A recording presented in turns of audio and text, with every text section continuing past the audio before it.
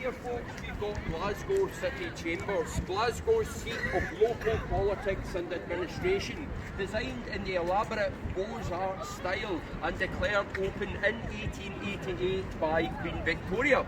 If you look above the third story there, you'll see the triangular structure of the Jubilee pediment, created to memorialise the golden anniversary of the Queen, who in the year before the building opened, 1887, she celebrated 50 years on the British throne. You can see the Queen right in the centre of the scene up there. She is surrounded by figures representing the nations of the United Kingdom as it was then. Scotland, England, Wales, and sat at the Queen's feet at the bottom left is a girl playing a harp to represent Ireland, and that would have been the whole of Ireland, not just Northern Ireland like today.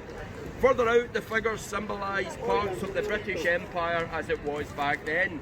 You've got a man crouched down in the centre left representing the colony of New South Wales, I think it is, as a minor.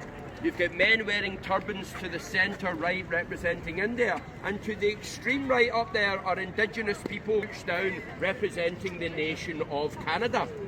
When this place was completed in 1888, Glasgow was booming in terms of population, industry and importance. We were well on the way to being this second city of the British Empire, and we were determined to let everyone know about it with somewhere like this. If you happen to be free tomorrow and you like the idea of seeing a truly palatial just right here, folks, we have the Glasgow Cenotaph, built of granite in 1924 to commemorate the nearly 17,000 Glasgow men and women who died on active service during the First World War. The most important port during both World Wars.